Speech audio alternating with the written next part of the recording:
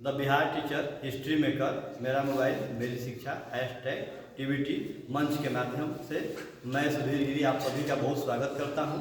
आज characteristic of computer topic के अंतर्गत 5th जनरेशन ऑफ कंप्यूटर के बारे में हम चर्चा करेंगे। ठीक है, तो 5th जनरेशन ऑफ कंप्यूटर में ULSI ultra large scale of integration का प्रयोग होने लगा।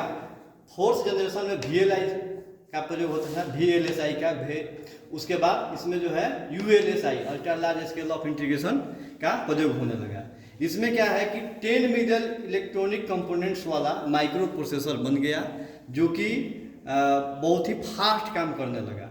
माइक्रो प्रोसेसर की स्पीड, मेन मेमोरी और हार्ड डिस्क का आकार बढ़ते गया, यानी कि हार्ड डिस्क जो है बहुत ज़्यादा अब बड़ा हो गया था। इस वजह से हम लोग स्टोरेज, कंप्यूटर की जो स्टोरेज है वो बढ़ गई थी और ज़्यादा उसमें हम लोग अपना डॉक्यूमेंट्स, पिक्चर्स, वीडियो वगैरह स्टोर करने लगे थे। अधिक शक्तिशाली छोटे आकार के कंप्यूटर सस्ते दामों में मिलने लगे, अतः हर कोई कंप्यूटर आसानी से खरीद पाता था। CD-ROM, इसका फुल फॉर्म बहुत सारे कंपटीशन में आता है, compact disc read only memory और पोर्टेबल ऑप्टिकल डिस्क का प्रयोग होने लगा। नेटवर्किंग में बहुत ज़्यादा वृद्धि हुई, लैन वैन मैन की जो है इसमें बहुत ज़्यादा वृद्धि हुई। कंप्यूटर एक दूसरे से आसानी से जुड़ते गए। ईमेल की शुरुआत हुई।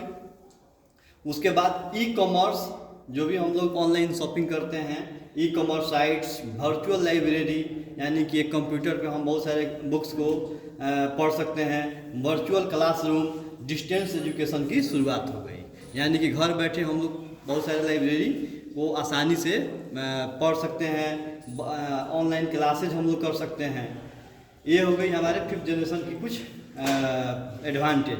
अब इसकी कैरेक्टरिस्टिक की बात की जाए तो कैरेक्टरिस्टिक ऑफ 5th जनरेशन में पोर्टेबल PC, नोटबुक का प्रयोग होने लगा। कंप्यूटर का साइज जो है बहुत छोटा होने लगा। पर्सनल कंप्यूटर मोर पावरफुल हो गया, बहुत ज़्यादा फीचर्स उसमें आ गए पर्सनल कंप्यूटर्स में। AC की नो AC, यानी कि AC की ज़रूरत नहीं पड़ती थी, बिना AC के भी कंप्यूटर चलने लगे। हॉट प्लग का प्रयोग होने लगा। हॉट प्लग के प्रयोग से कंप्यूटर के पार्ट को बिना शट डाउन किए बदला जाता है, यानी कि हम लोग शट डाउन करते भी नहीं हैं और हम लोग किसी भी पार्ट को आसानी से बदल सकते हैं। लार्ज और फास्ट प्राइमरी और सेकेंडरी मेमोरी का प्रयोग होने लगा।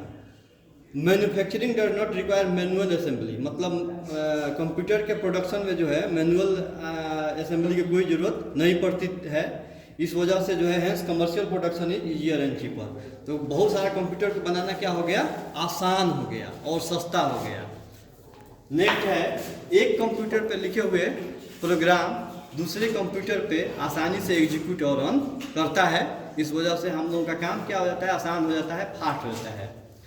नेक्स्ट है user friendly interface with multimedia features, सीखने तथा प्रयोग को आसान बनाता है। मतलब हम लोग जो भी काम करते हैं उसमें मल्टीमीडिया फीचर्स जो है सीखने के लिए तथा प्रयोग की दृष्टि से बहुत ही कंप्यूटर चलाने में हम लोग को आसानी प्रदान करता है। सुपर कंप्यूटर का प्रयोग होने लगा, आर्टिफिशियल इंटेलिजेंस का प्रयोग होने लगा।